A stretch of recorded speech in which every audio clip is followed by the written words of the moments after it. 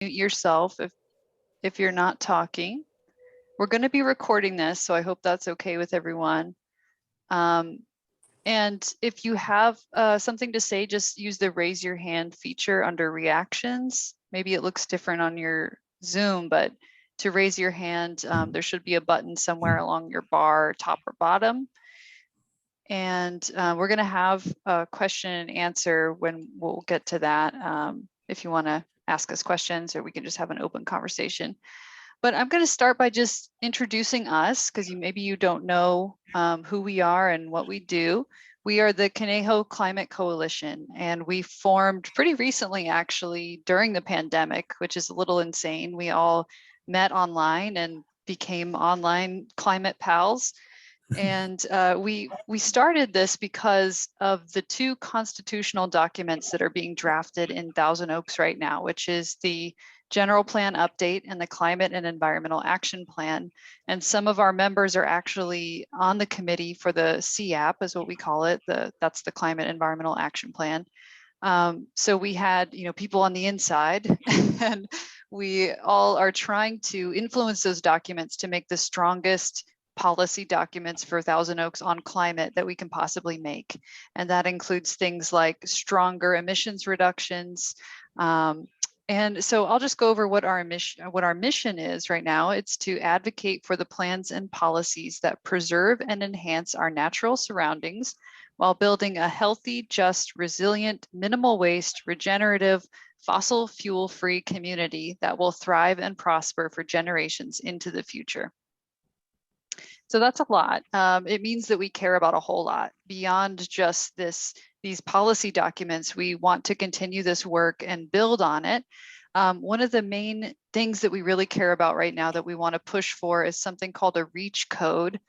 And I'm not sure if anyone here is familiar with that, but it is building electrification, which is basically decarbonizing buildings. So taking the we call it fossil fuel gas, out of our homes.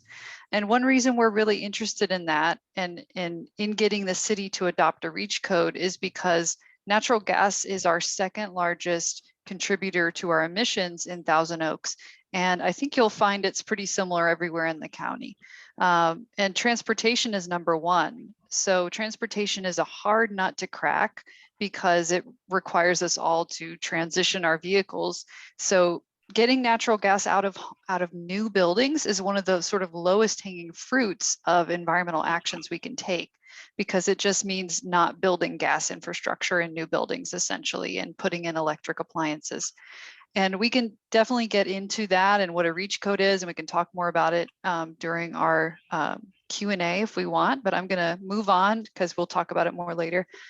So what we've done so far, our group, we've met with city council members, we've met with planning commissioners, developers, builders, city council comments, letters to the editor, press and local media, and we've tried to form coalitions with other environmental groups across the county and beyond, actually.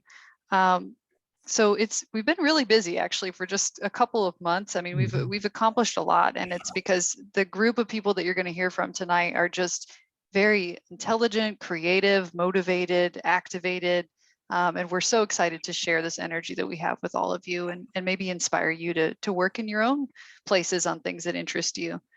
So what we want to do from here is we want to have public events now that things are opening up. We want to get the city to adopt an all-electric REACH code, a mandate on new buildings, commercial and residential. We want to get the city to adopt an inclusionary housing ordinance. We want to support microgrids for community resilience during emergency situations. We want to encourage green building practices that help us capture and store more stormwater and reduce our energy needs and costs. So we have a big agenda. Oh, I'm hearing an echo. Barbara, can you mute yourself?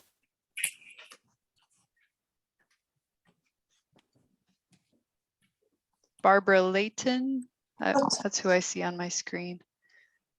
What time? If you could mute yourself kindly, that would be appreciated. I'm getting some feedback. Sorry.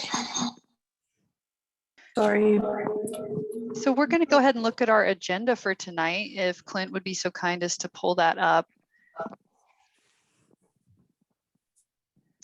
Thank you, sir. So we're going to all introduce ourselves. There's quite a few of us, and it's not every founding member, but a few of us want to introduce ourselves, but also talk a little bit about something that we're interested in and passionate about. And then we want to have a Q&A and chat about your areas of interest and anything else that you want to talk about. We want to share with you a call to action so you can all walk away with some simple thing that you can do. And then we'll have a goodbye and a follow-up. So if that sounds good to everybody, I'm going to go ahead and pass the baton to Gordon. He's going to introduce himself and talk a little bit about what he cares about. Thanks, Gordon. Yeah, well, thank you, Kat. Yeah, my name is Gordon Clint. I live on Shumash land in Newbury Park and prefer the pronouns he and him. I'm a person who knows he is part of nature. I have loved being with nature for as long as I can remember. During my formative years, I lived in a small house on a dirt road in Pennsylvania. There were woods and a creek nearby where I roamed barefoot during the summers. After we moved to the San Fernando Valley, my bicycle took me to the Santa Monica Mountains or Stony Point in Chatsworth for all-day hiking and climbing adventures. In 1960, I bought a car that enabled me to camp, backpack, and climb many peaks. I joined the Sierra Club for hiking and also because I care deeply about conservation. UCLA gave me a BA in geography, but it was books like Silent Spring and The Limits of Growth, plus the Santa Barbara oil disaster that turned me into an environmentalist. I realized that infinite growth was not sustainable on a finite planet. Earth Day and the creation of the Environmental Protection Agency were encouraging. I looked forward to new policies toward a more sustainable future as I focused on raising a family and my career with the city of Los Angeles. I joined various environmental organizations, became a life member of the Sierra Club, participated in anti-nuclear demonstrations, and adopted a more eco-friendly lifestyle. It seemed obvious to me that our global system of rapidly increasing extraction, production, and consumption was harming and warming our planet. My 1989 Bill McKibben's book, End of Nature, confirmed my belief that I might live to experience an out-of-control climate and an ecological catastrophe. In 2000, after retiring, my wife Barbara and I moved to our present home by the hiking trails in the Satwiwa section of the Santa Monica Mountains National Recreation Area. We volunteered with the Parks Nursery and Revegetation Program, which helped transform an area around the South Fork of the Arroyo Conejo into a dense habitat of sycamore, oak, willow, and walnut trees. Witnessing the resurrection of this natural environment gives us joy and hope that ecological balance and a stable climate can be restored. We know time for climate action is running out. It will take more than individuals making greener choices. People need to work together in groups like the Conejo Climate Coalition to make major local, national, and global system changes. So now I'll turn it back to Kat. Thank you. Wow, Gordon, you're such a cool guy.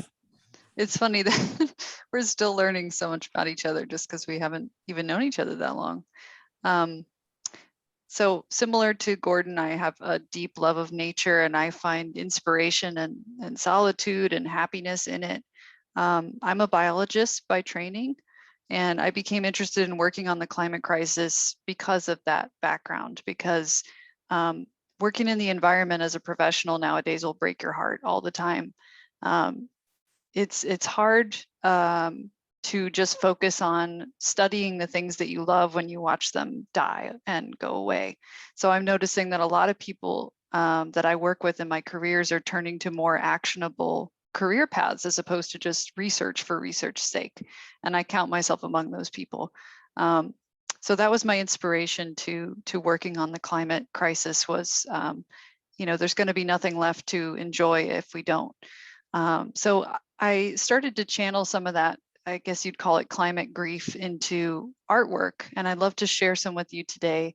For the past 2 years, I've been doing linoleum block printing, which is super fun. I highly recommend it, although maybe make sure you have lots of Band-Aids because you will just repeatedly stab your hands with a little carving tool. But nonetheless, it's really relaxing and fun.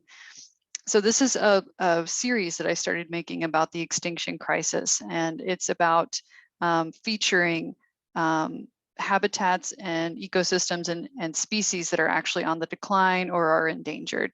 And I write something to go along with each piece. So this piece is about California kelp, California giant kelp forests. So I'd love to read this to you that I wrote about this work. The sacral connects us to our passion, creativity, and emotions, the pillars for cultivating empathy and compassion for worlds outside our own. The element affiliated with this chakra is water, which is fitting, as perhaps there's no world more foreign to our own than the sea. I find myself limited by my understanding and my biology to fully experience the magic of the deep, but one glimpse is enough to incite some wonder. I felt the cool, strong embrace of the kelp blades as they slowly dance around my arms, and I've come to at least appreciate the quiet majesty of these watery forests. At one time, these forests weren't so quiet and calm to our aquatic doppelgangers. They were frantic with activity as the kelp blades sheltered and fed a diverse cast of characters, each carving out their own niche in a beautifully complex trophic chain. A helpful comparison may be the rainforest, with its multitudinous vertical and horizontal habitats. Each species of bacteria, insect, plant, and mammal rehearsing its part in the dance of coevolution. The dance is intricate and balanced on a knife's edge. A few links in the chain break, or perhaps even one, and you get cascade failure. Perhaps an even more approachable comparison can be made with our own North American forests. The deer are to the herbs and shrubs of North America what sea urchins are to California kelp forests, an unregulated entrepreneur. The mechanisms for policing these behaviors no longer exist as the links in the chains drop to the bottom of the sea and forest floors. At this time, I'm convinced that emotional connection is the key to conservation. Whether through story, symbol, or the food on your plate, it's only real for you when it's real for you. It can be hard to form a connection when there's a barrier to exploration as great as oxygen deprivation. But maybe the chirality of our two worlds can help shrink the spaces in our minds in which they occupy. After all, we're made of the same things, water and carbon. So it's fitting that I read that because Jan, who will be speaking to you next, Jan Dietrich, she's going to be talking about carbon capture and storage, which is something that kelp forests are very good at, and another wonderful reason to protect them. So with that, I'd like to turn it over to Jan to talk a little bit about what she's interested in. Thanks. Wow, Kat, that was beautiful. Makes me want to put my hand into linoleum cutting. Thanks everyone for being here. So I'm Jan Dietrich, and for 30 years ago, I took over my dad's business. We grow beneficial insects for natural biological pest control. We've also been working in our business for over a decade on trying to be a net zero energy company. And then nobody else is doing this, so what's the point? So I saw the need to get involved with different organizations to try to make movement on climate change more at a policy level. First slide, if you would. Thank you so much. So this just quickly to show the path to keep global warming under 1.5 degrees. You see the white line of business as usual, unfortunately. And then below that, that big gray area, that is the amount of greenhouse gases that we have to stop emitting, right? And then below that is that little turquoise area, which is getting more and more interesting in the conversations. It's the carbon dioxide in the atmosphere already that must be removed. It's often referred to as CDR for carbon dioxide removal. So the faster we can ramp up CDR along with everything else we're thinking about, the sooner we stabilize Earth's climate. So I'll speak just a bit more about CDR, which is so interesting to me right now, and adaptation, and I'll wrap with a few words about how this all works together in my mind in the big picture. So the second slide is shows land-based carbon dioxide removal, or CDR. And it's a crazy slide, but the wide circles represent the useful activities in all areas of our ecosystems: forests, wetlands, landscapes. That includes our backyards, right? Agroforestry, soil, wildfire, and livestock management, and how they contribute to the needed outcomes, which are in the center: climate change mitigation. The big gray circle at the lower left is social adaptation, and at the upper left, ecosystem and agriculture resilience. So it kind of gives you just a picture of the matrix of interactions. The next slide is a review CDR in the form of a table, where on the left-hand side is the nature-based approaches to carbon dioxide removal. It shows you what I just mentioned, but that fourth one down, blue carbon, that's how we can sequester carbon in wetlands and oceans, and through kelp forestry. I was happy to learn there's a kelp forestry program at San Diego State University, and I think we should be hoping for something like that at Channel Islands. Many connections on that left-hand side with agriculture. The right-hand side is your technology-based CDR. And you can see where the first two I put were bioenergy with carbon capture and storage, and then biochar, big question marks, which I learned from Sierra Club policy have strict limitations on what's acceptable. The feedstocks must be green waste, not grown for the purpose of carbon storage. And the green waste must be processed only by renewable energy and not by fossil fuel energy.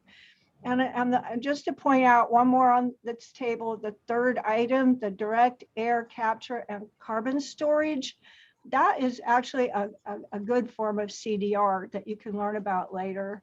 And there'll be a link in the chat to that wonderful Sierra Club policy. Next slide is about how we integrate these strategies of climate adaptation and looking for how it can overlap with our efforts from emissions reduction and CDR. So we need them all, and we need them all to start now, and we need to prioritize looking in that sweet spot in the middle. And finally, soil is like where it kind of starts and ends for me working in agriculture. The last slide has this quote at the bottom from Ron Finley: "Gardening is the most therapeutic and defiant act you can do." And so, right, building healthy soil, managing rainwater, growing plants, these are sweet spot actions.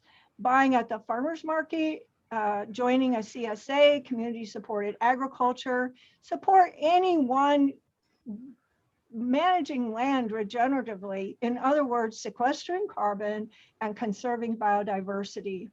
And I lastly mentioned, actually as first, is that healthy food that's good for the environment must be affordable. This then is, in closing, one of the many reasons why food, social, and economic justice is central to climate action. So I'm now really excited to have you hear this story from Clint about an experience that illustrates our top priorities in cutting emissions and resilience to climate impacts. Thanks. Righty. All right, so hello, my name is Clint. I grew up in Thousand Oaks and traveled around a bit and then came back to the Conejo Valley in 2012. My first wake-up call to the climate crisis was watching An Inconvenient Truth with Al Gore. Prior to watching that film, I was a bit of an armchair environmentalist. I recycled, ate some vegetarian meals, and rode my bike instead of driving when it was possible. But I didn't really understand the depth of the situation until watching that documentary. It opened my eyes to how bad the climate crisis really was. So I was living in Cabo Pomo, Baja Sur, Mexico, when I first saw An Inconvenient Truth. How I ended up in Cabo Pomo is a story for another time, but I'll show you some slides to give you an idea of just where I was and frame the story that I have for you this evening. So this is a southern tip of the Baja Peninsula. This particular story involves the village of Cabo Pomo and a town called La Ribera that was 20 miles north of us. So this is the village of Cabo Pomo on the coast of the Sea of Cortez. The waters are designated a national marine park, and it has one of the only living coral reefs in North America. So here's a closer view of Cabo Pomo. The village is entirely off the grid. All electricity is generated from solar power with some supplementation from backup generators. At the time I lived there, there was no mail or phone service. We were able to get the internet from satellite providers, however. There are less than 200 full-time residents there. So I lived in this area of Cabo Pomo, close to the beach. So if you look closely, you can make out some of the solar panels mounted on the palm thatched roofs there. And here is a better view of Cabo Pomo. That's the Sea of Cortez there, and you can kind of make out the reef as well. Okay, so we're going to zoom back out a little bit here. Notice Cabo Pomo on the right side of the peninsula. If you go up the coast a bit, you will see La Ribera. And this is the town of La Ribera, and that's 20 miles north of Cabo Pomo. So there's about 2,000 people living here. La Ribera is on the grid, meaning there's transmission lines delivering electricity from power plants further up north on the peninsula. And as you can see here, there's overhead power lines and street lights, unlike in Cabo Pomo where I lived, where we were completely off the grid. All right, so here's the crux of the story. That dotted line represents the pathway of Hurricane John. It was a Category 4 hurricane with peak winds, wind speeds of 130 miles per hour. So on September 1st, 2006, Hurricane John made landfall on the southeastern tip of Baja. The hurricane caused over $60 million in damage and took the lives of 5 people. It was devastating. It sounded like a freight train and took around 12 hours to pass over Cabo Pomo. Our little home was partially flooded. The wind was so intense it knocked off the wind speed meter and an emitter that we had on the roof. The last reading we had before it was stripped off was 110 miles per hour. So in Cabo Pomo, we lost a few solar panels, had many broken windows, lots of flooding, a broken water main, and the trees were practically stripped bare, but thankfully no one was hurt. So repairs went on for weeks after the hurricane, but it only took us a day to have running water again once the water main was fixed. We never lost power thanks to our solar power systems with battery storage and our backup generators. We also maintained our internet connection through most of the storm. Now here's La Ribera. It was a different story in La Ribera. They had power lines knocked down in addition to the flooding. They had broken windows and other destruction. They were without power for at least 3 days, some neighborhoods close to a week. They were unable to pump water, so no water to cook with, no showers, unable to flush toilets, and most importantly, no drinking water. Keep in mind, it was the summer with high humidity and intense heat. So there was no power for air conditioning or even fans, no lights, no internet. The gas station was shut down and couldn't pump gas for backup generators. And the ATM that would normally dispense cash was useless. A lot of food spoiled in in refrigerators with no power. The small grocery markets in town were shuttered closed, so no food. The only medical clinic limped along on a gas-powered generator. The roads were totally washed out for days, and the residents were isolated for many days. But, of course, off the grid in Cabo Pomo, we were isolated, but we were doing fine.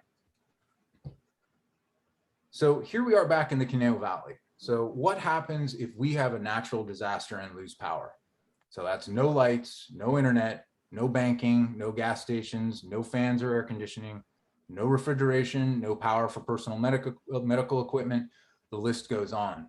So take the time one day just to sit and contemplate what it would be like to have no electricity for days on end during a hot summer.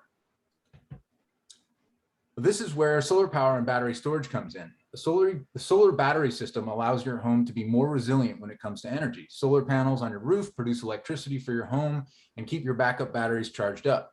You can buy power from the grid if your panels don't produce enough power on a given day, or you can sell power to the utility if you've produced more than you need. In the event of a power outage, your home is self-sufficient. You have power when you need it most. Now apply this same concept to apartment complexes, municipal buildings, emergency services, cooling centers, and community evacuation centers. We can build smaller grid systems known as microgrids throughout the city that will keep the power on in the event of an emergency. So let's encourage homeowners and local government to build resilient power systems as we head into an uncertain future. All right, well, thank you. Next up, we have Roseanne, and she is going to connect the dots between electrification and health. Thanks, Clint, for sharing your personal story of how helpful microgrids can be for community resilience. Hi, I'm Roseanne. Earth Day is my birthday, and my favorite aunt is a science teacher. She fed my natural curiosity and awe for wildlife and wild places. By her side, I learned how interconnected we all are to other life on this planet, our one and only shared home.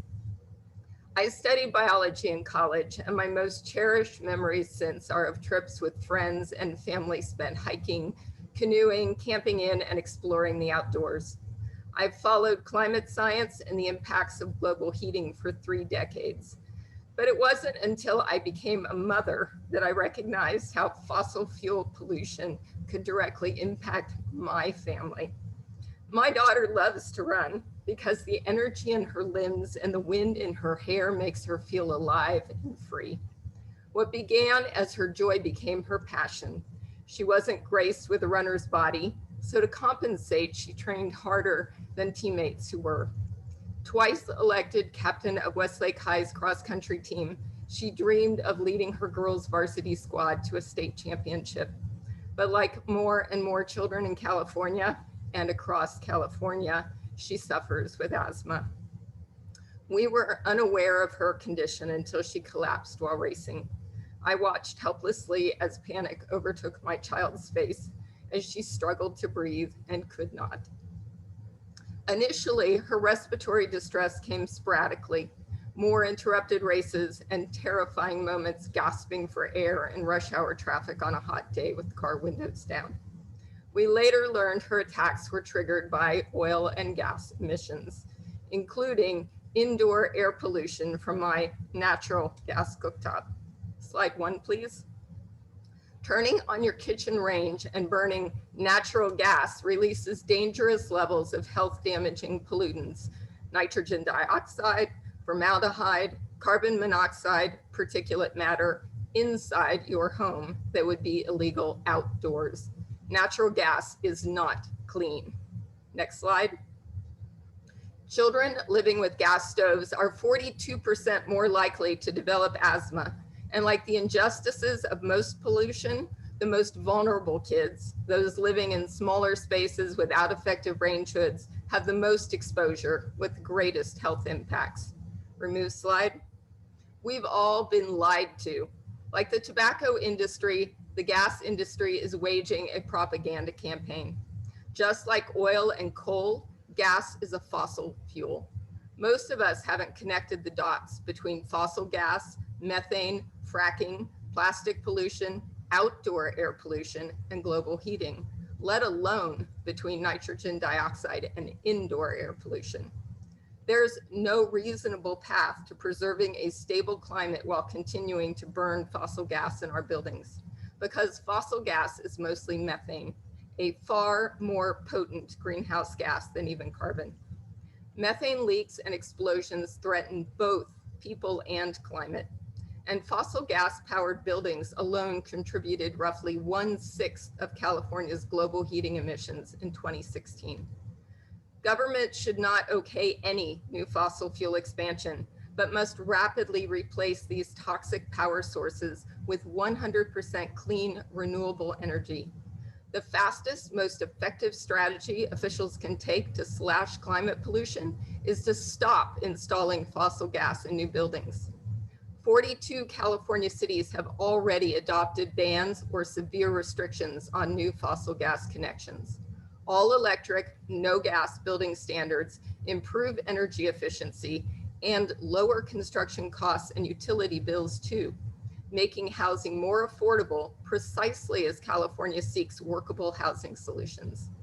Electrification now will also prevent the staggering expense of future retrofits to obsolete fossil fuel infrastructure.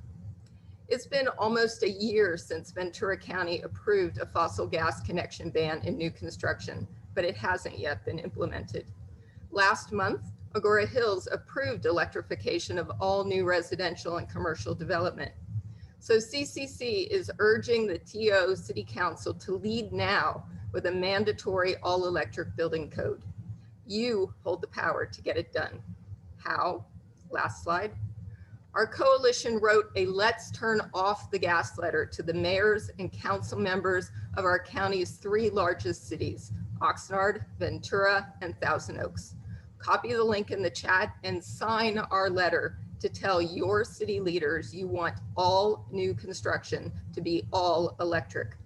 Talk to friends, neighbors, family, and coworkers about what's at stake. Join a group that shares your values and engage together, because only collective action can galvanize serious change. It's also more fun that way. I had no idea the gas stove I favored for cooking my family's meals could damage my children's lungs. I learned too late the risks of cooking and heating with fossil gas. I can't reverse my daughter's health impacts, but together we can protect our children, turn down the temperature, and heal the climate crisis that threatens our communities here and now. It's time to stop burning fossil gas in our buildings. It's time we take back our homes and make them safe and healthy for the families we love. Please act and make your actions ripple. Thank you. Now I'd like to pass the mic on to our final speaker. Faith will tell you about some of CCC's recent activities and how you might want to get involved as well.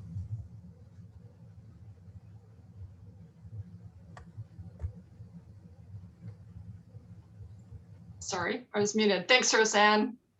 Hi, I'm Faith and a CCC member. I also co-lead the Conejo Valley Citizens Climate Lobby, and I work with the Ventura County Climate Hub. My background has included teaching and working in the financial sector for corporations and banks. As you've heard this evening, our members come from different backgrounds. However, there is a productive synergy that binds us together in caring for Mother Earth. Connecting with CCC has given me the opportunity to interact with bright, talented, and creative people who have helped break down the complexities of climate change, government policy, REACH codes, green building, LEED certification, land use maps, and many, many more terms and concepts that I had not encountered in my professional or private life. It helped me believe that I can have a positive impact on climate solutions. Together, CCC members have focused on climate components of city projects. First slide, please. Such as the Thousand Oaks General Plan Update, a planning and policy process that provides guidance over the next critical 25 years on the environment, open space, housing, economic development, conservation, and more. CCC also provided input on the long-range Thousand Oaks Climate and Environmental Action Plan that is tasked with reducing greenhouse gases and other environmentally related challenges. And we consistently attend City Council meetings to raise awareness and educate city staff on climate implications of agenda items. What I like about working with CCC is that each of our members brings skills or strengths to the group that combined allows us to collectively accomplish things that I, for one, could not see myself doing alone. I've reached out and arranged Zoom meetings with the mayor of Thousand Oaks, spoken at monthly city council meetings, and hosted Zoom meetings with developers to discuss the climate components of their projects. Next slide, please. I've also learned the importance of coalition building. Ensuring elected officials hear from climate groups is productive, but bringing together constituents from various sectors who also have a vested interest in climate solution carries much more impact. A coalition example is a meeting in June between Representative Julia Brownlee and the CEO of the Ventura Farm Bureau, along with several Ventura County farmers. After touring the McGrath farm, we settled into an informal roundtable discussion about carbon sequestration, water restrictions, the climate impact of high winds and drought on crops, financial support of electric farm equipment, and establishing local food resilience. Typically, we feel lucky to get 15 to 30 minutes of a congressperson's time. In this coalition meeting, we had almost 3 hours with the congresswoman. Having our representative hear firsthand how climate change is impacting our local farmers was immensely more impactful than meeting solely with members of a climate group advocating for climate change legislation. So to end, I would encourage you to find a group, whether it's CCC, 350.org, CCL, Sunrise, any group that resonates with your values and action goals, and dip your toe in the water. You may be surprised to find out how much you're capable of accomplishing.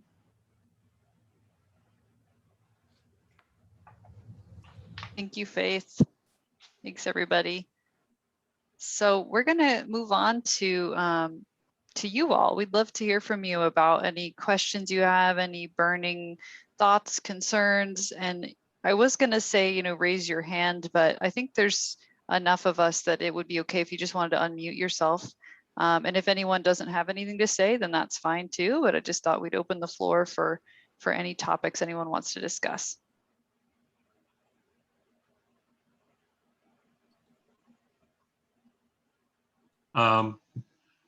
We moved to Camarillo about 2.5 years ago, and we're fortunate that we're retired. We're fortunate to move to Leisure Village. Leisure Village has been all electric for 40 years. So we are not, at least in our own personal home, carbon polluting. So that's sort of nice. And but the problem we have is we only have 125 amp service, and with the switch to electric vehicles and the rest, I'm just not sure how we support that. So that's just a local item there, is how do we make sure that we can switch to that. Currently, we've got hybrids. We've driven a hybrid for over a dozen years, but we will have to shift to the all electric. Fortunately, our son was an early adopter of a Tesla, so he's been all electric for a long time. One other thing is I have to laugh internally when I see natural gas powered vehicles saying clean vehicles. No, they're not. The pollution that comes in the distribution of that gas and getting out of the ground and disturbing it is not clean. Even electric vehicles right now, they're not clean. They help the environment in which they're driven. They clean up air in cities, but they're not doing anything for the environment until we can reduce our fossil fuel footprint. So clean air vehicles are not clean air vehicles unless somehow they're electric vehicles powered entirely by non-fossil fuel sources. So we have a long way to go, and people maybe pat themselves on the back when it's not worth it. I'll get off my soapbox. Amen. That's a good soapbox to be on. It is not clean. That's something that we always say or to even use the word natural, because it's definitely greenwashing and it's a tactic, and they know it is. But you make an interesting point about the grid. I don't know if anyone else wants to tackle that one. I mean, it is going to be, I think, an issue with everybody going electric and everyone having electric cars, but I'm not quite sure what the solution is for that. Anybody else? Well, I'm Mary. We moved into Thousand Oaks in 1970 when my husband and I got married, and I'm an organic gardener. I have a lot of fruit trees. I grow a lot of our own food, member of the Organic Garden Club locally. And I found a CSA back in 1985, maybe, or six. Some boys had inherited, a grandfather had homesteaded 160 acres up in Carpinteria, and he put it in citrus, and then their dad farmed it. And by the time it came to the boys, three generations, the land was absolutely depleted. So they decided to do an organic CSA, and they learned as they went and got a lot better at it. And so that was my first experience with having, getting the weekly box of food. He delivered to a ranch up here in Lynn Ranch, and I could go and pick it up. But I started organic gardening young, and I truly believe that this is one of the wonderful things that we can each do with our yards. The rest of my yard is all in oak trees and sycamores to help feed the birds. We have to think about our native birds, and not every tree is good at that, but sycamores and both valley oaks and all the interior live oaks are good at that. So if you need to plant a tree, I'm really good at sprouting acorns. Happy to, help any youth group, school group, whoever wants to do that. One of my local claims to fame was I was very, very young in this town, and there was a committee. I don't even remember the name of us, but Linda Nelson, I thought they were old guys. They were probably 40 or 45, they were the Sierra Club guys, and they did all the heavy lifting. They were writing, they were writing the legislation, but we were a group formed to establish Point Magoo State Park. And Linda Nelson and I led monthly hikes. We had one, because of the road, we could go up to the old cabin site there, when you could still see a lot of remnants of the cabin and the spring next to it. And other than that, it was just sort of animal trails, and horse trails that the people who rode on the ranch, on the Davidson Ranch, had developed. So it was a lot of fun when I was young, and I still like to hike and be out there. But I think that my biggest concern right now is that I just learned that I think it's 40% of California water, agriculture water, is actually being grown for exports only. And I'm furious about that. If we're going to grow crops here in California, we ought to eat them here or in the United States, but we shouldn't be spending our precious water. We're being asked to cut back 15%. So I'm going to rip out my front grass and turn it into more natives and pea gravel, that kind of thing, to make up my 15%, because how am I going to do that otherwise? So it's a huge issue. And I'm delighted that you got together with Julia and had that time with McGrath. I also did a McGrath CSA for a while. So, it's Phil's a great guy and did a wonderful job of maintaining organic acreage and the farmers who are still getting to use it. So it's precious. So any land that you have, turn it organic. That's my soapbox.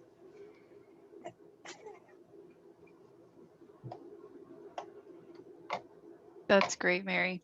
Um, Go ahead. Go ahead, Kat.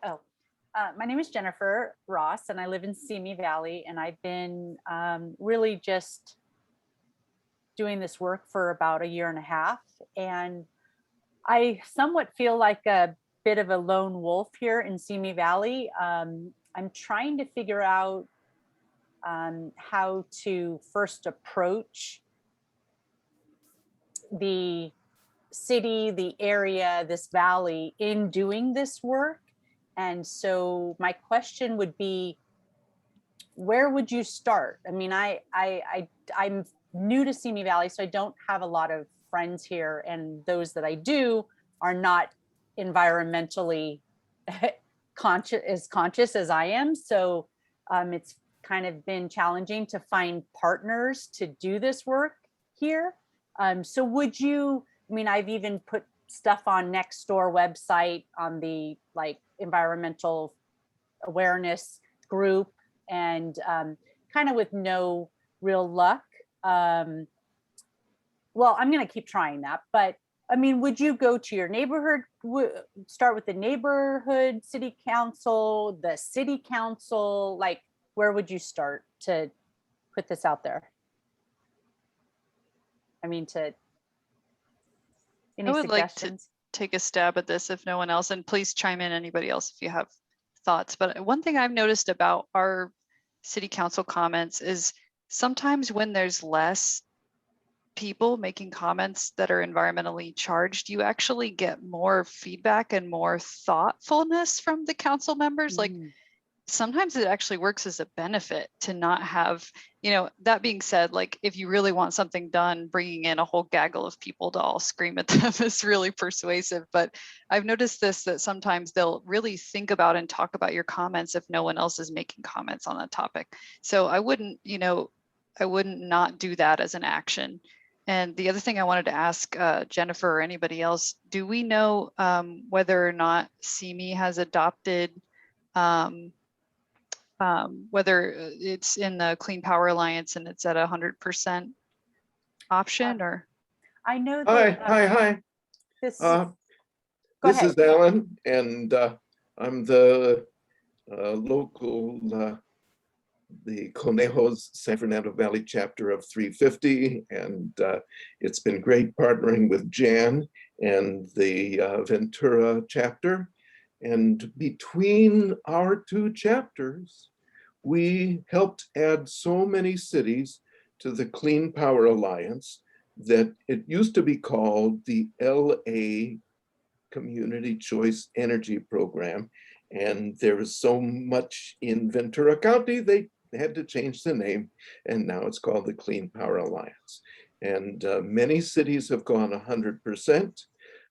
I remember going to the Simi Valley City Council a number of times with a couple of other people up there, and just, you know, speaking to them very nicely and calmly. And they did vote to join the Clean Power Alliance. They're not yet at 100%, but we'll work on it. And let's see, Jennifer, I sent you my email, and maybe we can, you know, do some work up there in terms of 100%. And also maybe gas-free new construction. Gas-free new construction, as you know, Agoura Hills just went for that. I'm working on Calabasas next. Who knows what they'll do? Calabasas has more construction than Agoura Hills. I think Thousand Oaks probably has a lot of new construction, and probably Simi Valley too. So It's starting, yeah. Yeah, so good to be on board here. Okay, thank you. Jennifer, what I would suggest is looking online and seeing if there are groups that are interested in the same things that you are in your area, and see if you can find like-minded people. Okay.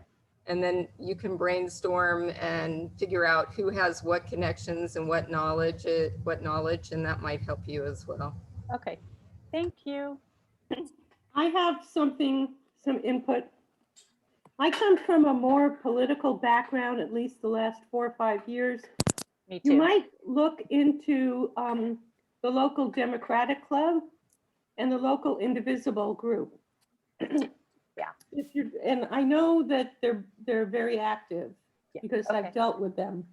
And you might find like-minded people that way. You have to put a little effort in by going to a meeting, but I would think you would find some progressive people, because my group worked very hard with them to flip the House, get rid of Trump, get the Senate, you know, all that stuff. Yeah. So you have I a have some chance- connections with them Yeah, as well. So that's a good place. I would suggest that. Mhm. Okay, thank you. Well, everybody, as much as I'd love to just keep hearing from you, maybe we'll have some time at the end. If anybody wants to stay past about 10 minutes, 15 minutes or so, we'll all stick around so we can continue this. But we want to hear from you about some specific questions. So Clint, if you could please share your screen with us. So this, I don't know if anybody here has seen this, and maybe Jennifer, this is a good segue from what we were just talking about. Finding what you should do. This comes from Dr. Ayanna Elizabeth Johnson. And she says, you know, she gets this question all the time about like, where should I fit in? And I felt the same way before I found these other CCC members. So the questions are, what brings you joy? What is the work that needs doing? And what are you good at? And what you should do kind of, you know, falls in the sweet spot, similar to Jan's sweet spot diagram. So I just wanted to throw this up to get you guys thinking about this in case you are looking for, you know, where you fit. And what we'd like to hear from you, if you go to the next slide, Clint, if you could write in the chat your answers to these two questions, we would really appreciate the feedback and also to get you thinking about what you may want to work on. So the first question is, what climate topics would you like us to work on? Or what climate topics would you like to work on? And the second one is, what topics would you like us to focus on at the next meeting? If you don't have anything to write in the chat, that's fine as well. But I think we'll leave this up for a few minutes while we talk about the next thing, which is our main action. You know, does somebody else want to talk about this? I feel like I've been taking up so much airspace. Does anybody want to give maybe Jan, you want to talk about the Let's Turn Off the Gas campaign and why we're promoting it and what it is? I know Roseanne talked about it a little bit, but. Right.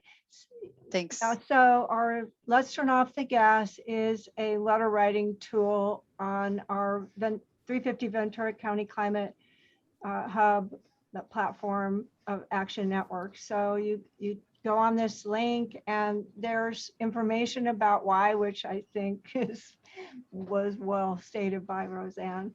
And then a draft letter, which it's not that type of a action that you can completely rewrite the letter or just send the letter as is. And this letter goes to the mayors of right now, Thousand Oaks, Oxnard, and Ventura, where most of the new building is happening. So you can also take that letter and turn it around to other cities. And so far we've sent over 100 letters to, and I think it's making a difference. I think we're getting people's attention about the issue. I hear in Ventura, they're more serious attention to it, and in Thousand Oaks. So send them a letter and just add to the political will for getting this done. It's an easy one.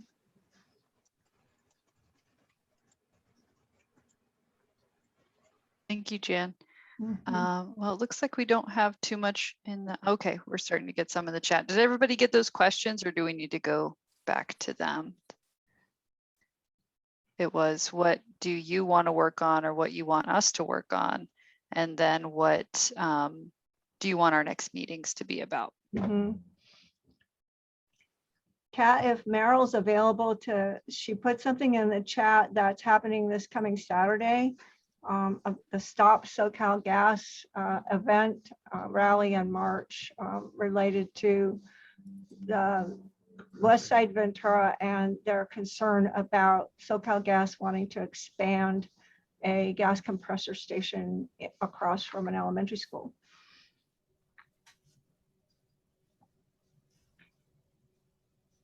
No, I hate to put, I might be putting Meryl on the spot. Actually, maybe I don't see her here now. So, right, it's happening at, I think it starts at 9 o'clock. I thought it said 11. At 11 o'clock on Kellogg Park. At Kellogg Park, right off of North Ventura Avenue, just as you're coming north from Main Street. It's going to be busloads of people coming from Santa Barbara and from LA, from Playa del Rey and Porter Ranch, where they're also having such terrible impacts from the infrastructure from SoCal Gas. And there'll be some very interesting speakers and information. So it's a great, great event for networking. There will be social distancing, but it'll still be a chance to enjoy Kellogg Park and support this issue. Tabling, yeah. Thanks, Jan. So it looks like we got some good things in the chat that we should focus on at our next meetings and that we should talk about a little bit more. We are at 8 o'clock, so we want to just show y'all our last slide, which is our little goodbye. So your actions there are to do the Let's Turn Off the Gas link. And then if you want to go to the Kellogg Park March on the 17th, you can find them West Side Clean Air. Westside Clean Air. You can follow them to figure out more about where that event is taking place.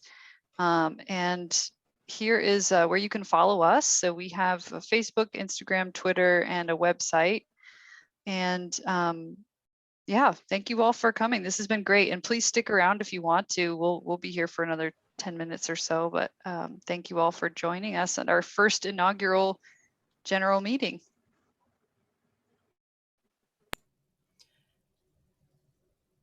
Hey, Jan, this is Pat.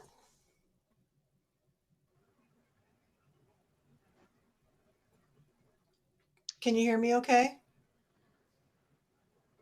Go ahead, Hey, Pat. Oh, okay. I apologize. I missed a 15-minute section out just a little bit ago. Did anybody talk about solar cooking or solar ovens? But, oh, Jan, you're muted. No, but I did some solar cooking when I was in Baja, Mexico, and I forget the model that I had, but yeah, it was interesting. I mean, just slow roasting. But that was about 10 years ago, so I'm not sure if the technology's changed much. I know it basically uses the sun, right? So. Yeah, no, you probably had the sun oven model, which is a big square box and Yeah. reflectors. It's very good for 12 people. The technology has gotten to the point where they're using vacuum tubes and go sun, and so their temperatures are up to 550 at this point. But what I really wanted to point out was not just the solar cooking, but the use of the small. Everybody talks about photovoltaics and cars and all these big ticket items, but I wanted to focus on solar cooking, which you can actually start doing, a solar cooking for $60 or even $25.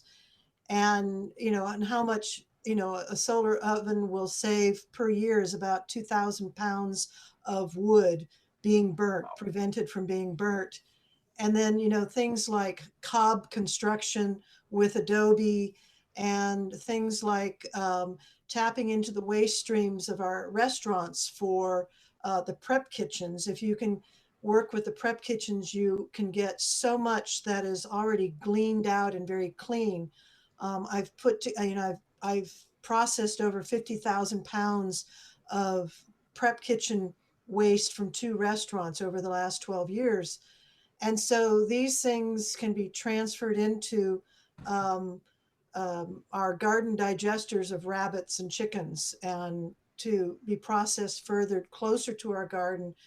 And so, working on the ratios between a family of 4 and 2 rabbits and 4 hens will use up probably about a good sized garden's amount of stuff that people can't eat, but can process it. So trying to look at the small systems that we all need to have and then to be the example, and then to teach. That's been my focus. To that end, I'm very proud right now of 2 young 20-somethings living with us with their converted office bus. They have a big bus in our driveway that's their office. And, doing all the experimentation that, most kids don't get to do with the gardening and the aquaponics and the rainwater and all of the things that need to be taught. So, but to try to remember for this group, to try to remember to get the small things taken care of. It's not just about the big pictures and the grand ideas and the big projects, but also the small things that can be done on each site. They add up. That's my speech. Sorry. No, that's great. Wow, that's fantastic. Thank you for that. I appreciate it. Yeah, it's actually interesting that you bring that up, Pat, because Thousand Oaks just had a climate and environmental action plan strategy workshop where people came, residents came and learned about some of the strategies our city is considering doing. And I talked to John Brooks in our sustainability division, and they're actually working right now on collecting all of those organics from city restaurants and taking your idea a little bit bigger. So, I mean, if you want to approach your city council and talk to them about doing that in your city, you can make it an even more meaningful contribution. You don't know Camarillo very much, do you? That bad, huh? They have a recycling position that sort of helps maintain some of the recycling and directive type of stuff, but Thousand Oaks has a whole website for sustainability and all of these things it's doing. And I know people at Camarillo who work there, and we've lusted after the whole process. But it's very hard when you've got Camarillo is sort of known as the newlywed or the nearly dead. So it's very hard to get the in-betweens motivated, and the opposite ends don't really talk very much. So it's Pat, have you heard about Sustainable Camarillo? oh yeah, I'm Meryl Burge knows me quite well. Okay. Yeah, no, we've got a small cadre of permacultural folks who, you know, and my dream is to actually, ahead of Thousand Oaks, get a environmental eco home example locally done for the Channel Islands University, rather like Berkeley has an ecological home, eco home example, and I can send links for all that. But if we can form these, because we actually have more things on our attributes in our home than the eco home up in Berkeley does. So not that I'm competitive, but the thing of it is that focusing on all these bits and bits and bits together, people need to have examples. And if we don't have examples, then nobody said, well, I don't know how to do that. And it for you, we're preaching to the choir here. I mean, everybody here, but the real challenge that I would have is how many of you are solar cooking now? And then could I do a 1 week challenge with you that every day that there's a sunny day that we have a solar cooked meal? Not even all day long, but just one meal a day. Could we actually get a challenge of that and then measure just how many emissions we did not produce by turning on our air conditioners after our kitchens were heated up? Or, you know, not even putting any kind of, I mean, yes, that there's to build the original. So I've got all the models. I can do the cook off at our place with masks, of course, but I could cook. I could probably cook for about 40 people right now, just with the sun on a sunny day. But that's the big issue. Until we stop thinking of solar cookers and the restaurant gleanings and all of these things as, oh, that's just camp out. Oh, that's just emergency. That's just when the power goes out. We have to change our paradigm of cooking. So, but yeah, like I said, I'm preaching to the choir here. So the question is, all of you, when are you going to start your solar cooking? I want to hear about it next week. I'll help you. We'll build one. I've got the materials for you. Love it. Love it. You know, I've got bragging rights right now. I don't want to be the only one. Maybe we could help you arrange some sort of demonstration project. Yeah, I've been doing demonstrations for the emergency expos for Camarillo and for Channel Islands and Oxnard for the past 12 years. I did it once up at CLU yeah, that wasn't even lukewarm reception. But I mean, it's the small stuff that's going to save us as long as we all do it together.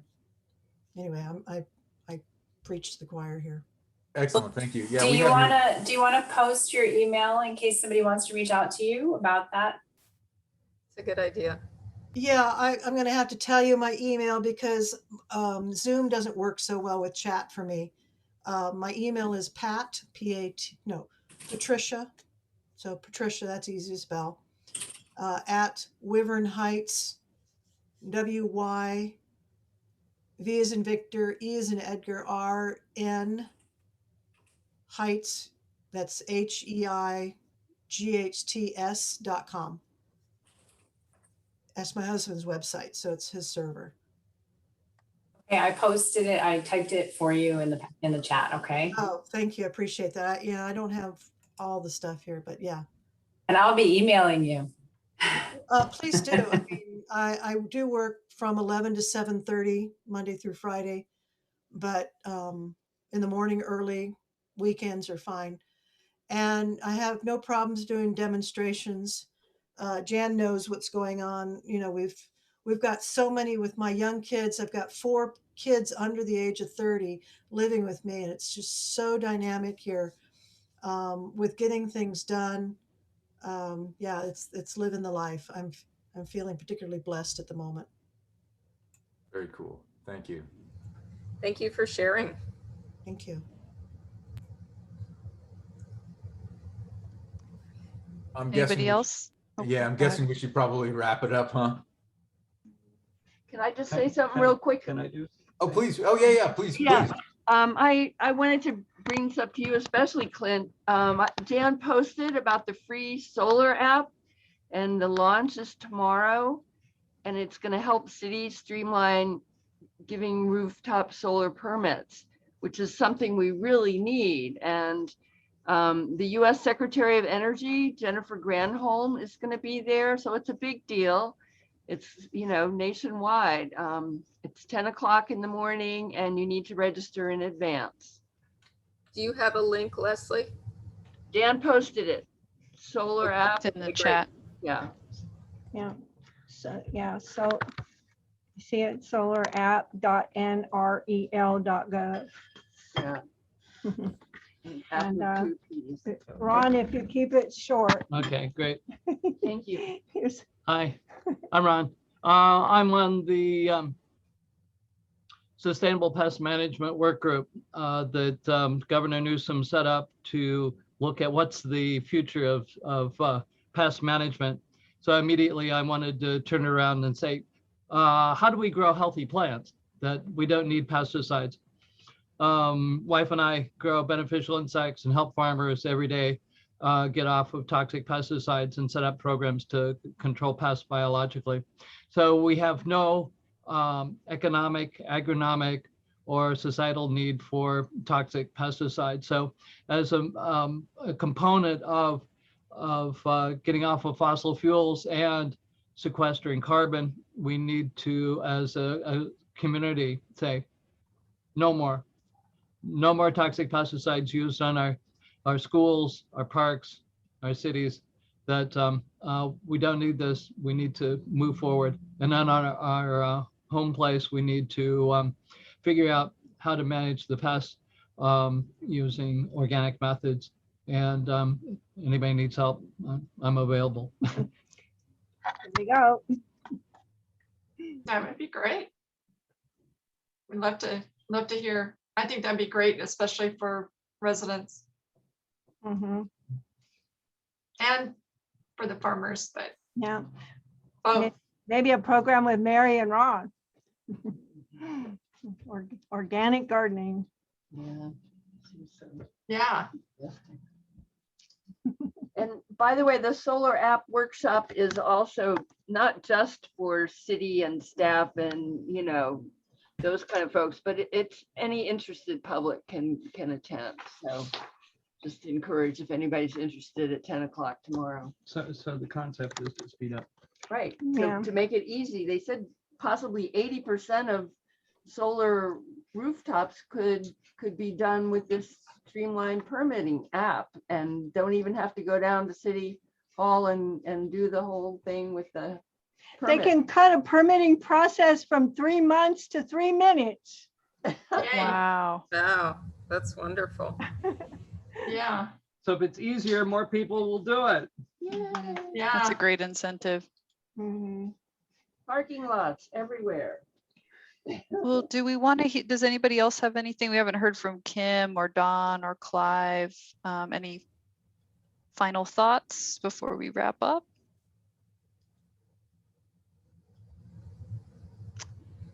Okay. Well, thank you all so much. Please follow us if you haven't already. I know we just got a couple of Instagram follows while we were meeting, which is cool. We'll have plenty more in the future. And sign up for our newsletter on conejoclimate.org, where we keep you up to date on the happenings. And yeah, fight for those reach codes. We need to get natural gas out of our buildings.